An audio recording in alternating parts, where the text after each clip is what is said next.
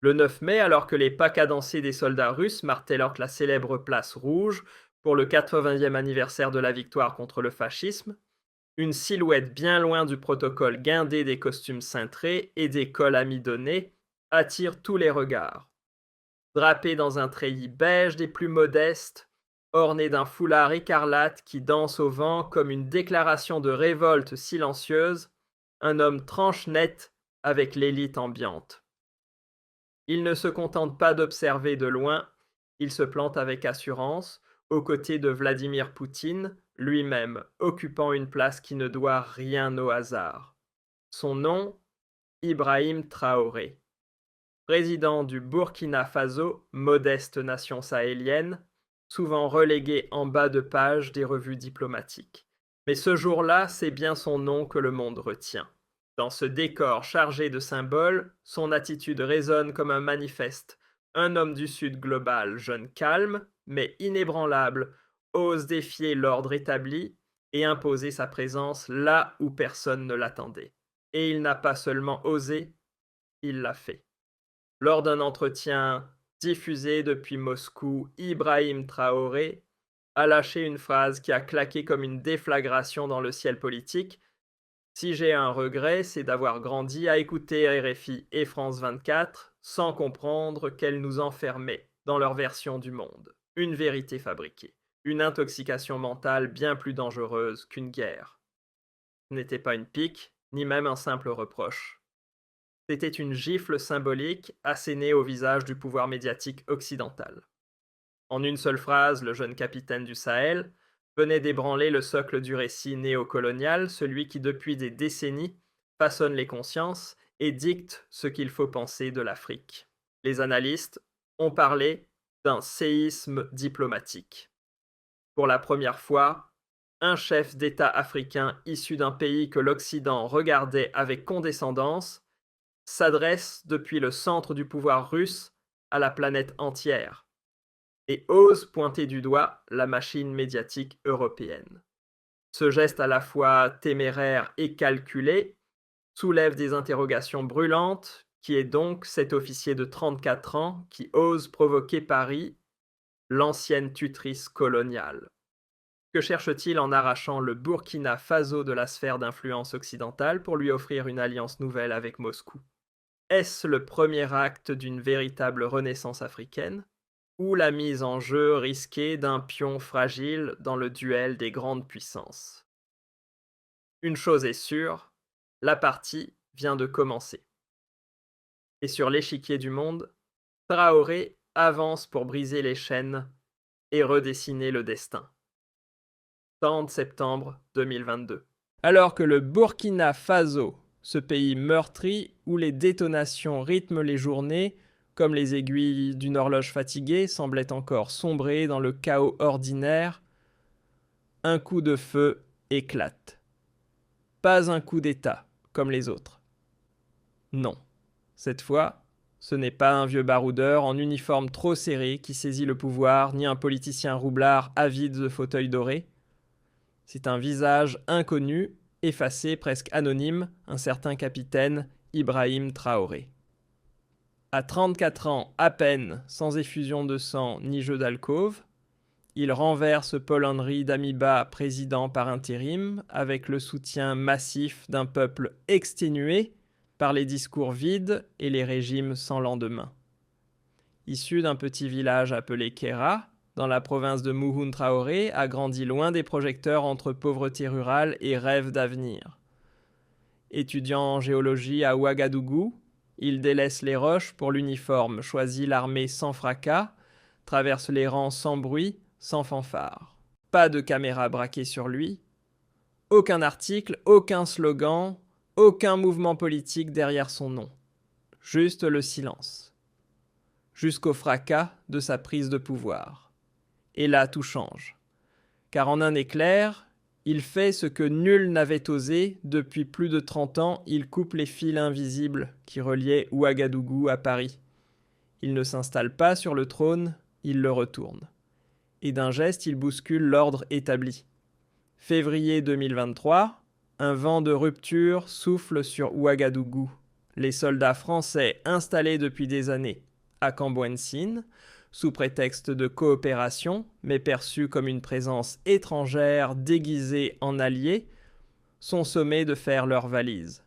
Cette base militaire, jadis colonne vertébrale de l'influence française dans le Sahel, devient soudain un symbole de libération.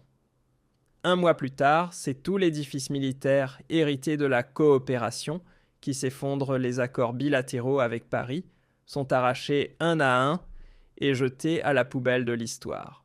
Et mai arrive comme un coup de théâtre, le Burkina Faso claque la porte de la francophonie. Officiellement une organisation culturelle. Officieusement un bras doux mais ferme du néocolonialisme. Les entreprises françaises, longtemps protégées par des privilèges post-coloniaux, sentent le sol se dérober sous leurs pieds. Orange, jusque-là roi incontesté des télécoms, est forcé d'ouvrir son réseau aux acteurs locaux. Burkina, poids lourd de la bière importée, voit son monopole pulvérisé et se transforme en société à propriété partagée, injectant ses profits dans l'économie populaire.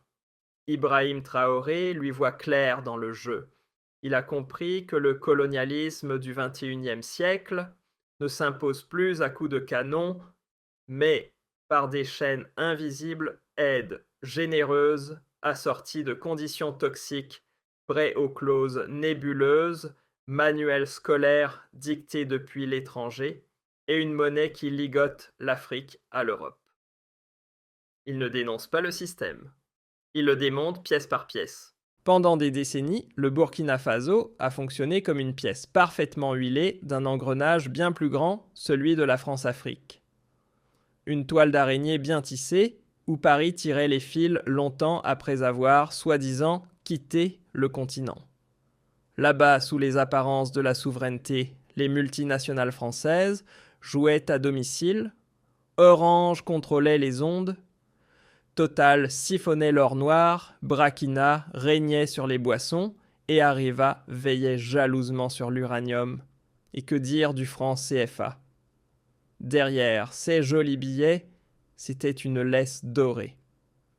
Une monnaie que le Burkina ne gérait même pas frappée à des milliers de kilomètres et qui obligeait le pays à placer ses maigres réserves au trésor public français, ironique, non, avoir une constitution indépendante, mais pas de contrôle sur sa propre tirelire. Même les câbles électriques et les taxes étaient dictés par des accords flous, souvent signés à huis clos. Une indépendance théorique, mais une dépendance pratique.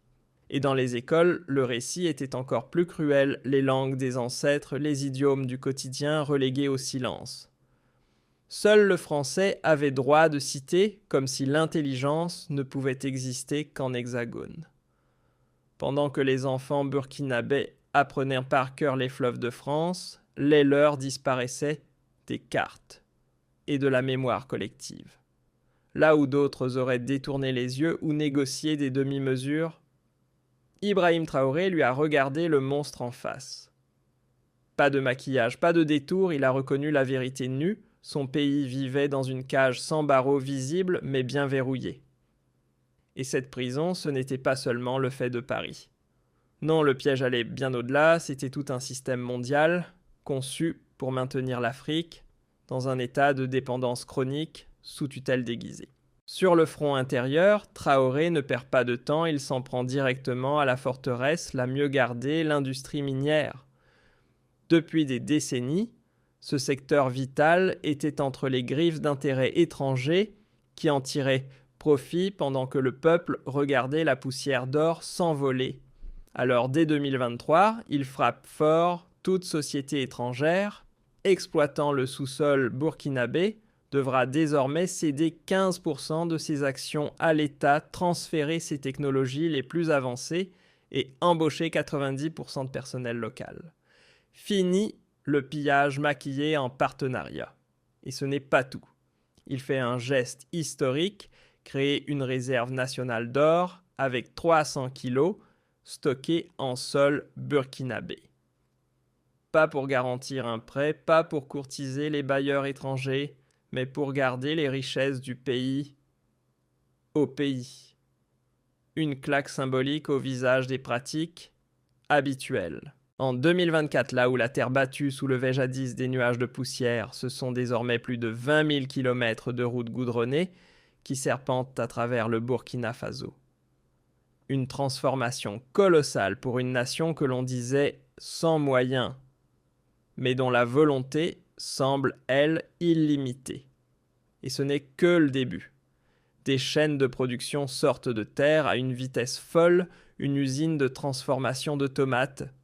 Ici, une raffinerie d'or là-bas, une cimenterie plus loin. Et cerise sur le gâteau Itaro, la toute première usine de véhicules électriques, 100% conçue par des ingénieurs burkinabés. C'est ça la souveraineté technologique, selon Traoré, produire chez soi, avec ses cerveaux, pour ses besoins.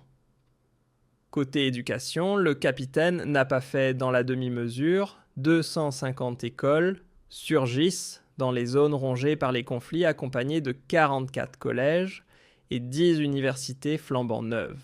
Le tout entièrement gratuit de la maternelle jusqu'au diplôme universitaire. Une école pour chaque enfant sans facture à la clé. Et la santé, même logique. Le pays accueille son premier hôpital gériatrique, un centre de soins gratuit pour enfants malnutris et une couverture vaccinale qui grimpe à 92% des chiffres que bien des pays dits développés regarderaient avec envie. En résumé, Traoré ne se contente pas de parler de révolution, il la construit. En dur. Pendant que d'autres construisent des palais pour les élites, Traoré lui construit des toits pour les oubliés. Dans les régions ravagées par les conflits, des milliers de logements sociaux sortent de terre, redonnant un semblant de dignité à ceux qui avaient tout perdu. Mais le plus frappant, ce n'est pas ce qu'il donne, c'est ce qu'il refuse. Le fauteuil présidentiel. Il l'occupe, oui. Mais le salaire qui l'accompagne, il le décline.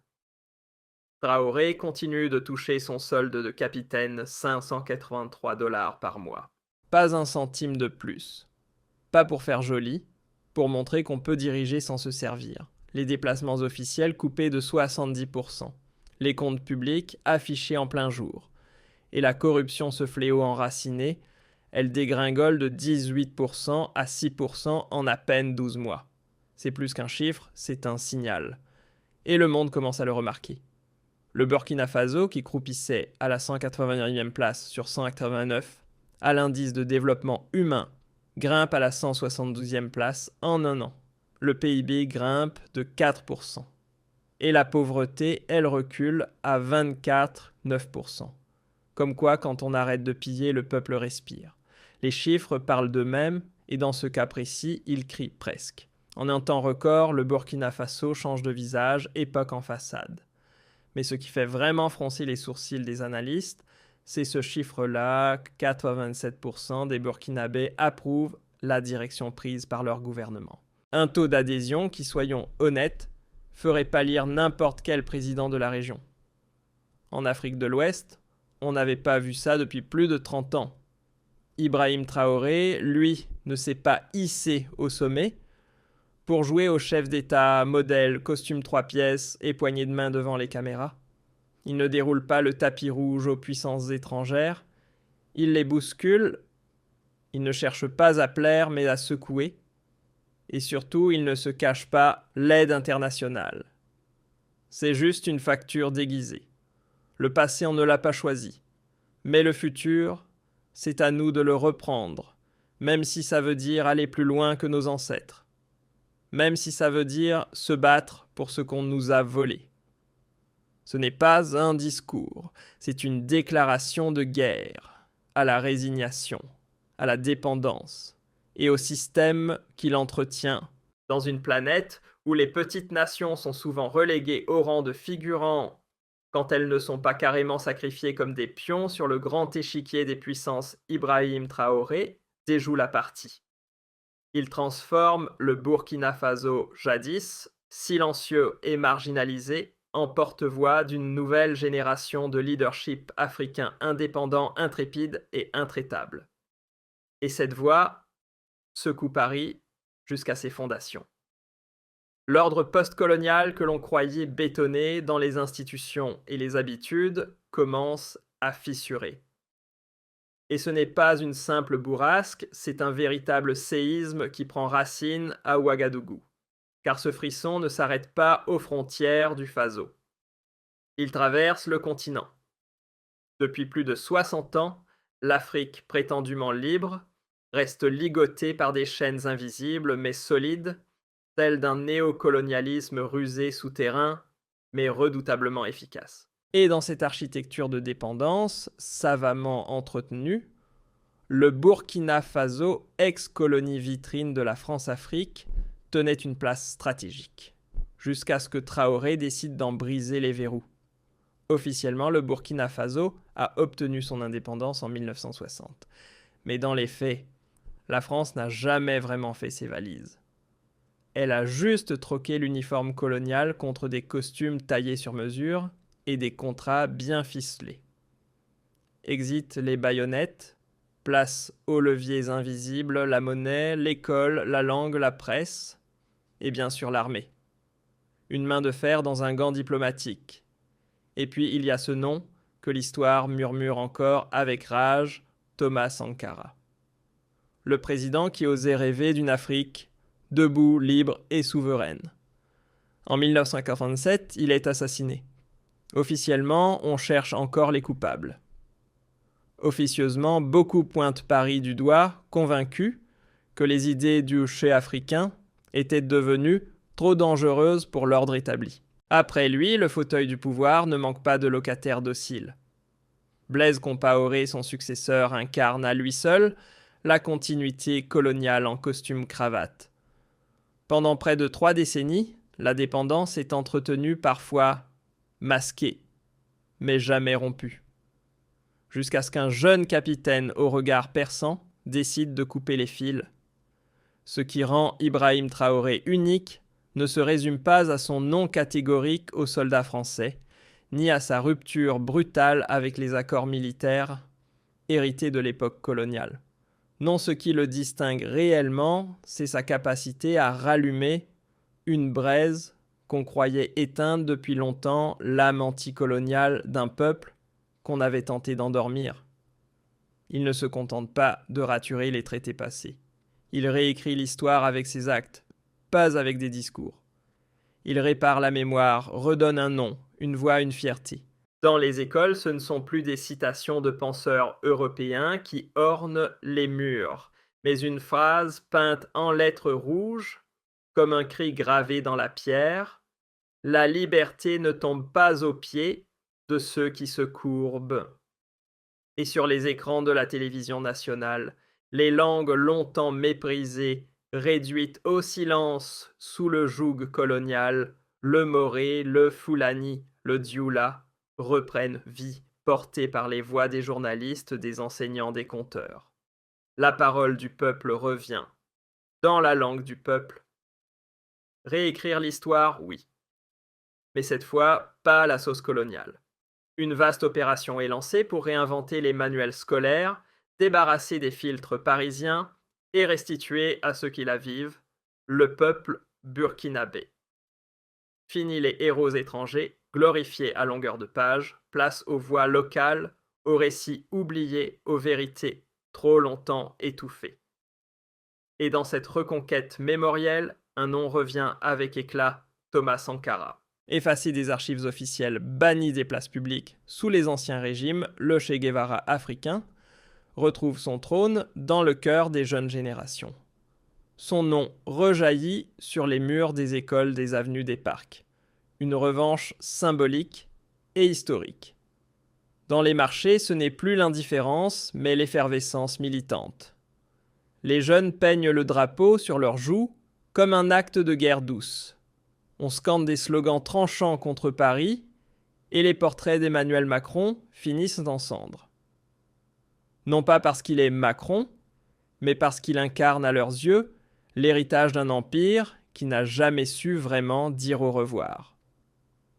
Dans un entretien explosif accordé à Sputnik Africa, Ibrahim Traoré, lâche une phrase qui fait frissonner les salons feutrés de l'Occident.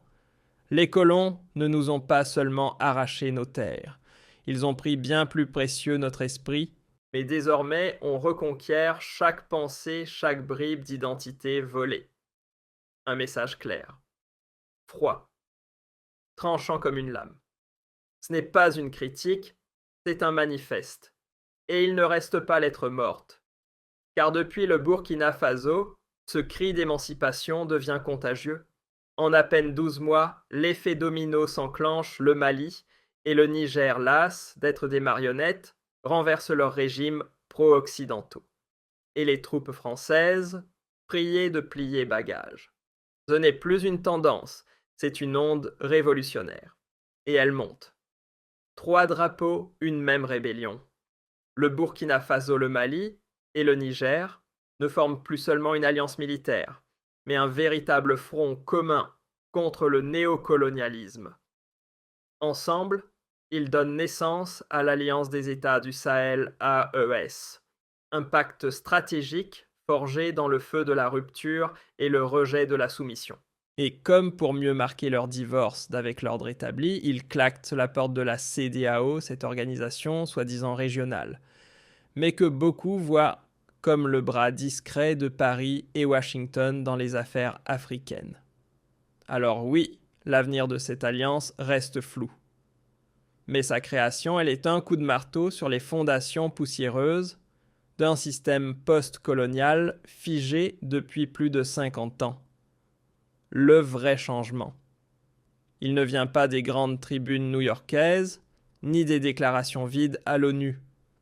Il naît là où personne ne regardait dans ces pays que l'on croyait périphériques et qui aujourd'hui osent écrire leurs propres règles.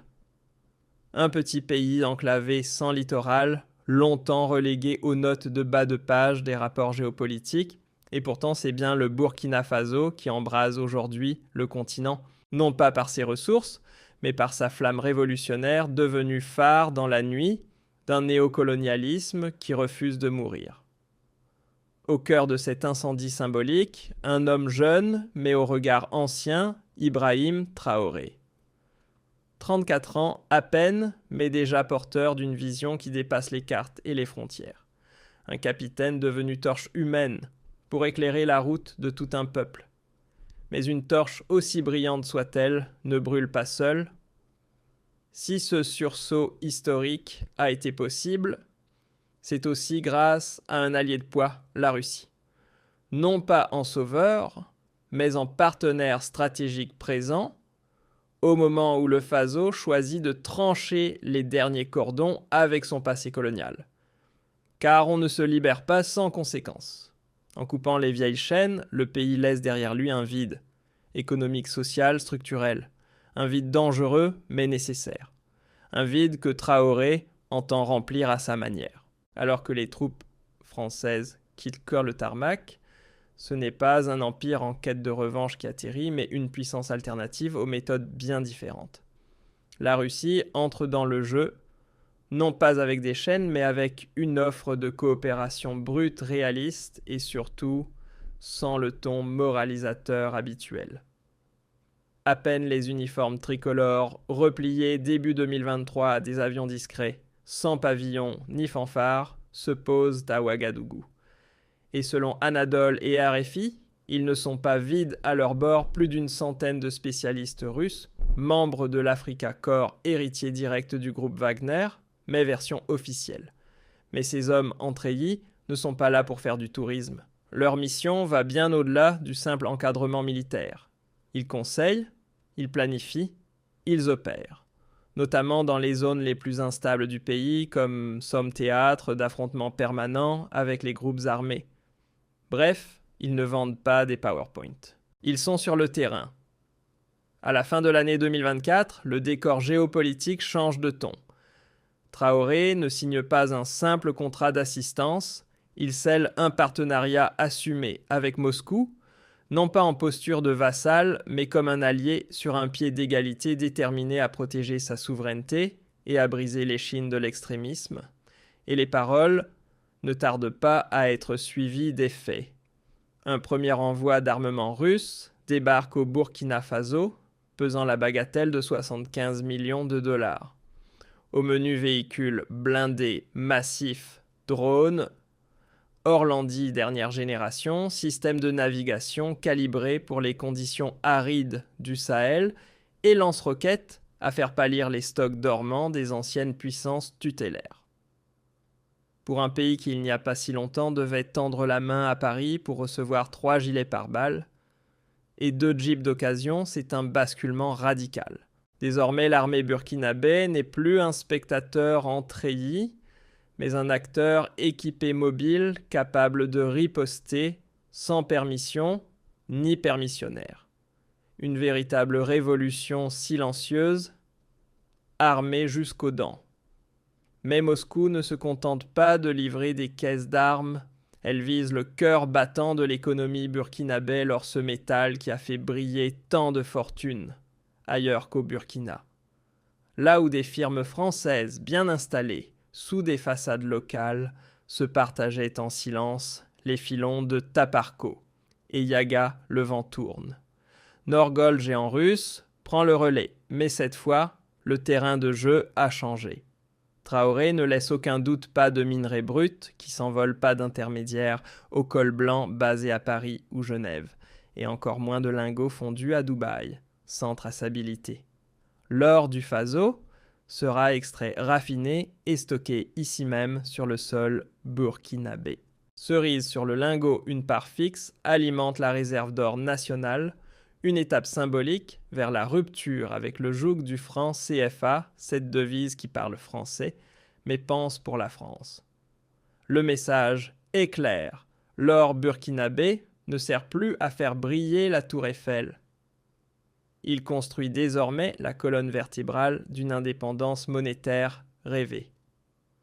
Au tout début de 2024, la Russie ne se contente plus de manœuvres militaires ou de coopération technique. Elle frappe un grand coup symbolique. D'un trait de plume, elle efface une ardoise soviétique, vieille de plusieurs décennies, plus de 15 milliards de dollars de dettes annulées sans condition. Mais ce n'est pas qu'un geste diplomatique, Moscou enchaîne avec du concret. Elle déploie des ingénieurs, des techniciens, des spécialistes pour bâtir des ponts, moderniser les mines, développer les infrastructures et relancer la métallurgie. En résumé, la Russie ne tend pas la main pour exiger, mais pour construire. Contrairement aux anciens empires, qui parlent d'aide tout en serrant les chaînes, elle avance sans condescendance, sans paternalisme.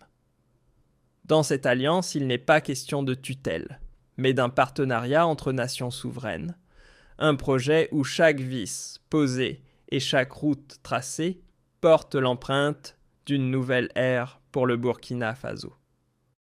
Au Forum économique international de Saint-Pétersbourg en 2025, Ibrahim Traoré ne se contente pas d'être un invité poli assis au fond de la salle. Non, il se tient sur scène au même rang que Vladimir Poutine, Alexandre Loukachenko et d'autres figures du bloc eurasien, une preuve éclatante qu'il n'est plus perçu comme un simple dirigeant du Sud global, mais comme un chef d'État qui compte. Sur les ondes de Russia Today, il lâche calmement une phrase au goût de gifle pour les chancelleries occidentales. Ceux qui nous traitaient en arrière-boutique d'influence vont devoir s'habituer à nous voir comme des partenaires à part entière. On ne suit personne. On marche avec ceux qui nous considèrent. Quand il franchit les portes du Kremlin, ce n'est pas la main tendue, mais le regard droit conscient de sa mission. Reprendre chaque pouce de souveraineté, sécuriser son territoire, ses ressources, et s'aligner sur un allié qui ne tournera pas kazakh au premier orage. Mais cet aplomb suscite l'inconfort. Certains analystes s'inquiètent. Est-ce là le réveil d'un continent qui reprend enfin la main sur son destin, ou bien le début d'un nouveau pacte de dépendance aux couleurs rouges et or du drapeau russe, cette fois-ci? Dans les coulisses feutrées des institutions financières mondiales, l'étau se resserre. L'Occident, vexé par l'insubordination d'un petit pays qu'il pensait tenir dans sa paume, riposte sans bruit. le FMI et la Banque mondiale dégainent leur arme favorite, le blocage des fonds. De près d'un montant cumulé de 120 millions de dollars sont gelés officiellement pour des manquements en matière de transparence et divergence avec les objectifs sécuritaires. Une rhétorique bien huilée. Sur le terrain, les conséquences sont brutales. Plusieurs ONG, essentiellement européennes, plient bagages dans le nord du pays, abandonnant des populations entières, plus de 2 millions d'âmes à leur sort privées d'assistance alimentaire. Une manière de faire payer au peuple le prix des choix de son dirigeant. Mais comme l'a martelé Ibrahim Traoré avec cette gravité calme qui le caractérise, la liberté se paie cher, mais l'esclavage lui coûte l'âme entière. Il vaut mieux être seul et digne que courbé à jamais. Aux yeux d'Ibrahim Traoré, l'alliance avec Moscou n'est ni un échange de chaînes, ni un simple changement de maître. C'est un pari téméraire lancé les yeux ouverts où il mise l'avenir entier du Burkina Faso sur une rupture historique avec l'ordre établi. Il ne cherche pas un protecteur, mais une voie pour que son pays rédige enfin son propre chapitre, affranchi des chaînes invisibles de la colonisation. L'avenir reste incertain, brumeux même. Mais une chose est claire, la terre burkinabé vibre d'une énergie nouvelle. Non pas celle des explosions, mais celle d'une volonté irrépressible de renaissance. Ce frémissement qui remonte du sol n'est plus celui du chaos, mais l'écho sourd d'un peuple qui s'éveille, qui ose rêver d'une liberté réelle tangible. Une liberté incarnée par un homme résolu à restituer à ses concitoyens ce qui leur a longtemps été refusé, la souveraineté et la fierté d'appartenir à une nation debout.